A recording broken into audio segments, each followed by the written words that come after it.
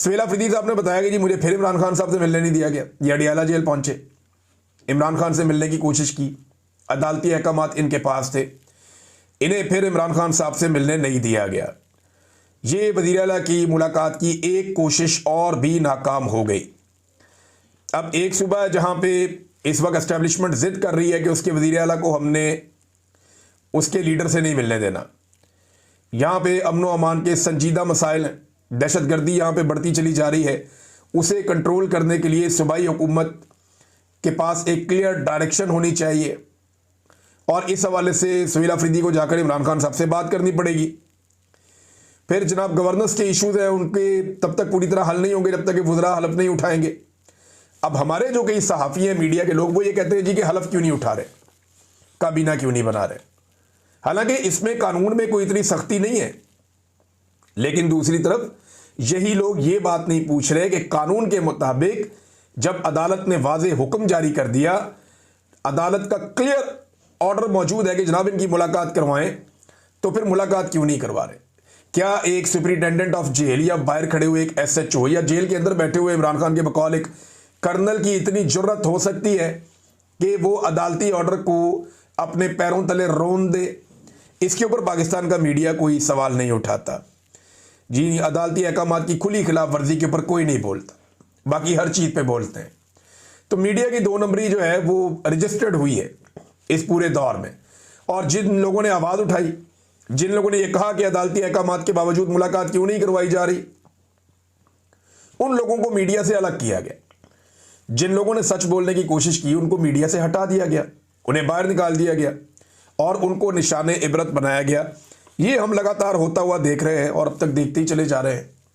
सुहेल अफरीदी ने इमरान खान साहब से मिलकर हासिल क्या करना है, ये बहुत इंपॉर्टेंट है। नंबर 1 तो वो जो इस वक्त दहशतगर्दी के खिलाफ लड़ाई जिस जगह पहुंची है, या ड्रोन हमलों की जो सिचुएशन है, या जितने भी मामलात हैं उनके ऊपर वो डिटेल बात करना चाहते हैं, क्योंकि उन्होंने सारी सिचुएशन इमरान खान साहब को बतानी है कि जी अगर ड्रोन पे आप नॉमिनेट FIR करवाना चाहते हैं तो ड्रोन हमला तो करती है पाकिस्तान की रियासती इदारे।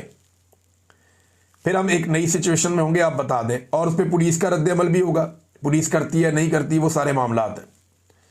दूसरा यह है कि ऑपरेशन के ऊपर हमने किस तरीके से चलना, मामले को किस तरफ लेकर जाना है, किस तरह का ऑपरेशन हम कोऑपरेशन दे सकते हैं और किस लेवल के ऑपरेशन के अंदर हमें उनको रोकना है।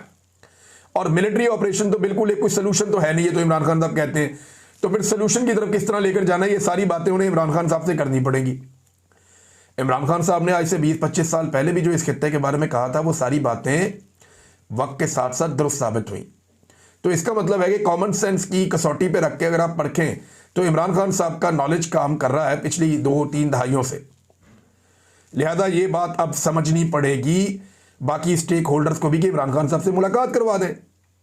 फिर जो इमरान खान साहब की एक एहतजाजी सियासत है कि पाकिस्तान में इंसाफ दिया जाए, मैंडेट चोरी किया, मैंडेट वापस करें, 9 मई की जुडिशल इंक्वायरी करें, 26 नवंबर की जुडिशल इंक्वायरी करें। अब ये जो साने मुरीद के हुआ जिसमें कत्लेआम हुआ, इसकी एक जुडिशल इंक्वायरी करवाई जाए। जबरी तौर पे इंसानों को लापता किया जा रहा, बेशुमार चीज़ें इमरान खान साहब के लंबे मुतालबात हैं, लेकिन बेसिक चीज़ें मैंने आपके सामने रख दी हैं। अब उस हवाले से जो एहतजाजी तहरीक है वो कब चलेगी, इसमें कुछ लोगों का ये कहना है कि नवंबर का महीना आ रहा है। पिछली मरतबा इन्होंने नवंबर के महीने में कत्लेआम किया था पाकिस्तानियों का, क्या इस मरतबा दोबारा से नवंबर के महीने में एहतजाज करना चाहिए? एक सोच तो ये कि ये बिल्कुल करना चाहिए और दोबारा इस्लामाबाद जाना चाहिए, रास्ते बंद करने चाहिए। अलग अलग किस्म की लोगों की राय है।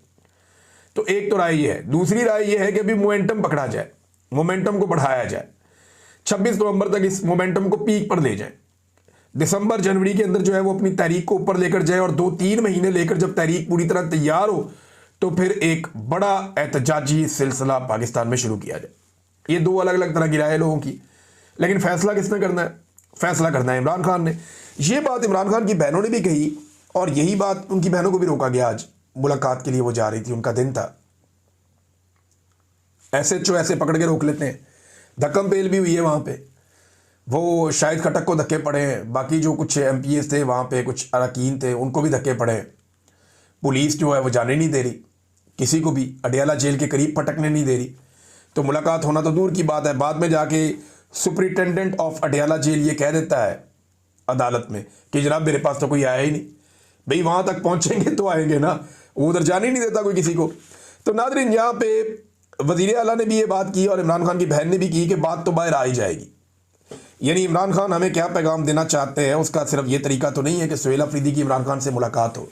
वो जो लॉन्ग डिस्कशन है वो नहीं हो पाएगी, सुहेल अफरीदी बात नहीं कर पाएंगे, अपने लीडर से मिल नहीं पाएंगे, लेकिन इमरान खान साहब जो कहना चाहते हैं वो तो मामला बाहर आ ही जाएगा।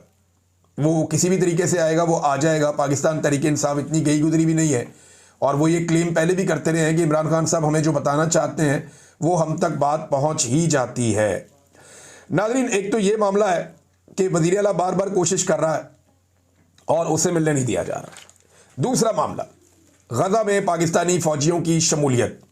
गज़ा के अंदर एक्चुअली इसको ज़रा समझें थोड़ा सा मामले को, मैं आज आपके सामने इसके तमाम पहलू रख देता हूँ। नंबर 1, गज़ा के अंदर एक फ़ौज जा रही है जो स्टेबलाइजेशन लेकर आएगी। इस्तेहकाम लाने के लिए एक फ़ौज गज़ा में भिजवाई जा रही है। ये डोनाल्ड ट्रंप का और इसराइल का मिलकर एक फार्मूला है जिस पे अमल दरामद होने जा रहा है। अब इस फार्मूले में जो फ़ौज जा रही है उसमें पाकिस्तानी फ़ौज का नाम लिया जा रहा है। इसराइल ने कहा जी जो फ़ौजें हम अप्रूवल देंगे ना, जिन फ़ौजों की हम ये कहेंगे ये फ़ौजें आ जाएं तो उनको आप आने देंगे, जिनको हम कहेंगे नहीं आना उनको आप नहीं आने देंगे। यानी ईरान की फ़ौज पे इसराइल राज़ी नहीं होता कि ईरान की फ़ौज गज़ा में नहीं आनी चाहिए। इसी तरह इसराइल जो है वो यमन की फ़ौज पे भी राज़ी नहीं होगा। फिर तुर्की की फ़ौज पे उसने एतराज़ किया जी तुर्की की फ़ौज भी गज़ा में नहीं आनी चाहिए। बहुत सारे जो हैं वो मगरबी ममालिक हैं, उनकी फ़ौज को भी इसराइल पसंद नहीं करता कि वो गज़ा में आए, लेकिन पाकिस्तानी फ़ौज को इसराइल ने मंजूरी दी है। बकौल किसके? बकौल मार्को रूबियो के कि उनको एतराज़ नहीं है, वो दे आर कंफर्टेबल, उन्हें प्रॉब्लम नहीं है अगर पाकिस्तानी फ़ौज आती है। लेकिन इसराइल कह रहा है जिसको हम कहेंगे वही आएगा, और पाकिस्तान के बारे में कोई एतराज़ नहीं है। जिनके बारे में एतराज़ है मैंने आपको बता दिया, तुर्की खास तौर पे उसमें एक मेन मुल्क है। तो इसराइल डिसाइड करेगा कि गज़ा में कौन कौन से मुल्कों की फ़ौजें आएंगी। एक तो ये बात होगी क्लियर। अब इसराइल ने एनओसी देना है जिस जिस मुल्क की फ़ौज ने वहाँ पर आना है। यहाँ पे कुछ अखबारात हैं वो ये दावा कर रहे हैं बैन अल-अक़वामी सतह पे, लेकिन कोई बड़ा अखबार ऐसा नहीं है, कोई ऐसे मुस्तनद ज़राए अभी तक मैदान में नहीं आए जो इसकी तस्दीक कर सके। लेकिन इसराइली अखबारात बड़े डेंजरस हैं। अगर ये चीज़ हुई है तो आने वाले दिनों में आपको इसराइली अखबारात बता देंगे। दावा ये किया जा रहा है कि आसिम मुनीर साहब ने जो मिस्र का, उर्दन का और सऊदी अरब का दौरा किया है, इसमें याद रखिएगा कि इन मुमालिक ने, सऊदी अरब ने नहीं किया हुआ, इसराइल को तस्लीम किया हुआ है। तो आसिम मुनीर साहब का जो मिस्र का दौरा था, इसमें कुछ लोग कहते हैं कि उनकी कुछ मुलाकातें हुई हैं। अब ये दावा किया जा रहा है चंद तहरीरों में। अभी तक इसराइली अखबारात ने, अमरीकी अखबारात ने इसका जो है वो कन्फर्मेशन नहीं दी, ना किसी और दुनिया में ये छपी है। एक अफगानिस्तान टाइम्स है, वहाँ पे आई है, एक दो और जगह हैं, एक बी न्यूज़ है, वहाँ पे कुछ जगहों पे ये खबर आई है। लेकिन इसकी कन्फर्मेशन आ जाएगी अगर ये सच्ची होगी तो। खबर ये दी जा रही है कि जनाब वहाँ पे कुछ इसराइलियों के साथ मुलाकातों में चीज़ें तय हो गई हैं, जिसके बाद इसराइल को अब पाकिस्तान की गज़ा में आमद पर कोई एतराज़ नहीं होगा।